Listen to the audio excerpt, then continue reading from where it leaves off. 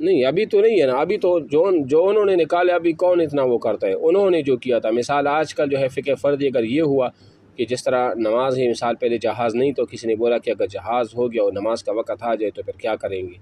مطلب پھر نماز تو پڑھنی ہے نا، تو پھر کریں گے کیا، اس کے لیے یہ ہے یا اور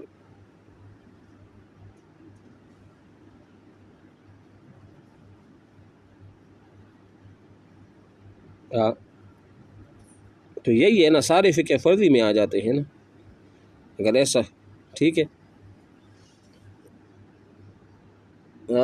خیر میرا شروع تو ایسا ہے بھی نہیں کہ بندہ اتنا، وہ تو 5 منٹ کا کام بھی نہیں ہوتا، نیچے آ جائے گا اس میں۔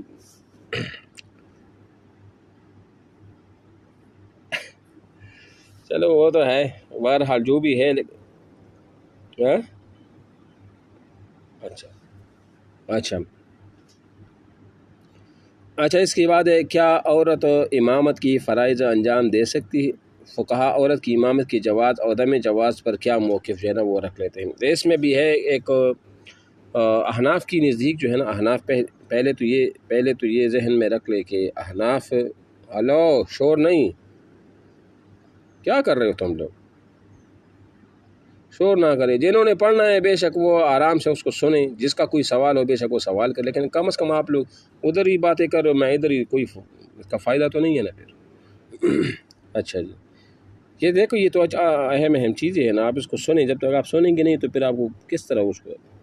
ٹھیک ہے۔ اچھا جی، دیکھو اس میں یہ ہے نا کہ کیا عورت نماز کی فرائض انجام دے سکتی ہے، مطلب ٹھیک ہے،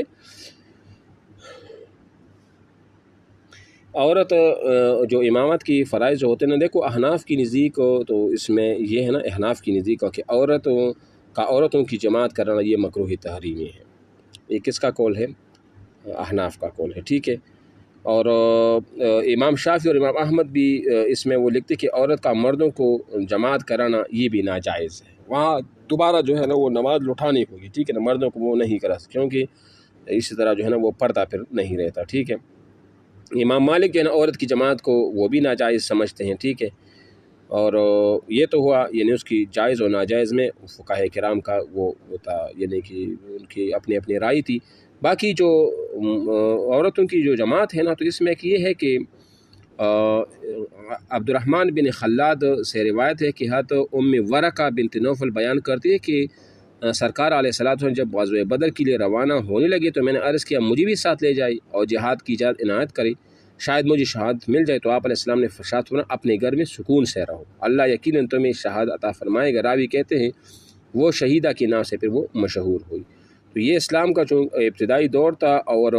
ام ورقہ نے چونکہ قرآن پڑھا ہوا تھا تو انہوں نے آپ علیہ السلام سے اپنے گھر میں مؤذن رکھنے کی اجازت مانگی اور آپ نے اجازت بھی فرما دی۔ اس سے اگلی روایت میں راوی کہتے ہیں کہ رسول اللہ صلی اللہ علیہ وسلم کے گھر تشریف لے جاتے اور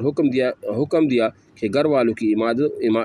امامت وہ کیا کری۔ ان کا مؤذن ایک بوڑھا شخص تھا اور وہ بھی ان کی اقدام نماز پڑھتا تھا، لیکن ہو سکتا ہے اس وقت بوڑھا شخص تھا، اس وقت چونکہ پردے کا حکم نازل نہیں ہوا تھا، اور یا وہ ہے کہ وہ ایک بوڑھا شخص تھا، یا یہ کہ ان کے ساتھ ایک انہوں نے چونکہ خصوصیت کے ساتھ اپنے لیے اجازت مانگی تو آپ علیہ السلام نے اس کو ایک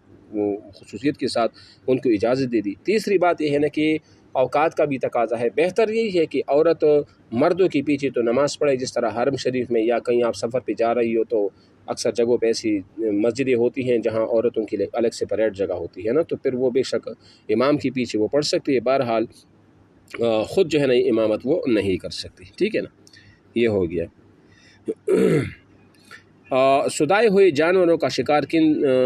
2 شرائط کے ساتھ حلال ہے؟ یہ اگر آپ دیکھیں نا، اس کو ہم ادھر بھی پڑھیں گے، یہ جو سورہ مائدہ ہم پڑھیں گے، غالباً سورہ مائدہ کے اندر ہے یہ جو ہم پڑھیں گے، تو وہاں پر ہے کہ ان کی 4 شرائط ہے نا، کہ کتا شکاری کتا کب ان کا شکار جو ہے نا وہ حلال ہوتا ہے، تو ان کی وہ 4 شرائط ادھر تو انہوں نے اس طرح کچھ لکھا نہیں ہے، لیکن انہوں نے سب یہ لکھا ہے شکار کے ضروری ہے کہ سدائے ہوئے جانور کے ساتھ کسی ایسی مجوسی یا تارک بسم اللہ کا جانور شامل ہو، تارک بسم اللہ کا جانور وہ شامل ہو وہ نہ ہو۔ مثال کے طور پر جب کتا آپ نے چھوڑ دیا اس پہ شکار پر، تو پہلی بات تو یہ ہے کہ آپ نے بسم اللہ پڑھنی ہے، دوسری بات یہ ہے کہ جیسے وہ شکار وہ کرے تو وہ شکار آپ کی طرف وہ لے کر آئے، 2، تیسری یہ کہ جب وہ شکار آپ کہہ دیں اس کو تو اس کو وہ زخمی نہ کرے، خود نہ کھائے 3، اور چوتھی یہ ہے کہ جب آپ ان کو کہہ دیں کہ اس کو چھوڑ دو یا لے آؤ تو وہ لے آئے۔ یہ 4 شرائط اگر مثال کے طور پر وہ موجود ہوں تو ایسے کتے کا پھر جو ہے نا وہ کیا ہے، شکار وہ حلال ہے، ورنہ تو نہیں ہے، ٹھیک ہے۔ 10 نمبر پہ شاعر کا لغوی اصطلاحی معنی کیا ہے؟ شاعر جو ہے نا، شاعر یہ کسے کہتے ہیں؟ شاعر کا لغوی معنی نشانی اور علامت کے ہیں، اور شاعر کا جو اصطلاحی معنی ہے اسلام کے، ہاں جی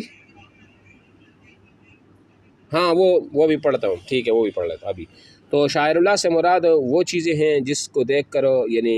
مثال کے طور پر اللہ کی نشان، جیسے مساجد ہے، خانقاہیں ہے، مدارس ہے، یہ اس کو شاعر اللہ وہ کہا جاتا ہے، کعبۃ اللہ ہے، مسجد نبوی وغیرہ، یہ سارے شاعر اللہ بھی۔ اچھا، اہلی کتاب کی عورت سے نکاح کی کیا شرائط ہیں؟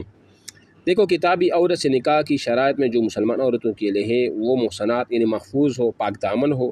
اور اہل کتاب کی وہ عورتیں جو لونڈیا وہ نہ ہو۔ یعنی اس میں بھی اگر یہ ہے نا، اہل کتاب کے ساتھ ازر قرآن تو نکاح وہ جائز ہے، لیکن موجودہ دور میں چونکہ ان کی خباثتیں بہت زیادہ ہے، اور اس وجہ سے انسان کو فتنے میں بھی پڑ جانے کا وہ ایک اندیشہ ہوتا ہے، یہ خطرہ ہوتا ہے کہ ہو سکتا ہے بندہ اپنا ایمان سے ہاتھ دھو بیٹھے، یا بندہ ان کی حسن کی وجہ سے، ظاہری بات ہے پھر ان کا کہا ماننا پڑے گا، اس وجہ سے یہ چیز ایسی ہوتی ہے نا جو کہ ازروئی شریعت ایک سد ذرائع میں سے آج کل ہے، جیسے میں نے آپ کو پہلے بولا تھا۔ تو ویسے تو ازروئی قرآن یہ جائز ہے، لیکن کسی ان وجوہات کی بنیاد پر ان کے ساتھ جو ہے نا آج کل ان کو مکروہ کہا گیا ہے، ٹھیک ہے نا۔ اچھا جی، ایفاء عہد کی 3 صورتیں کون سی ہیں اور ان کے متعلق کیا ہوں؟ یہ بھی سورہ مائدہ کی پہلی آیات سے، یا ایھا الذین آمنوا اوفوا بالعقود، یہاں ان سے مراد احکام الہی جن کا اللہ تعالیٰ نے انسانوں کو عاقل بالغ، آواز آ رہی ہے؟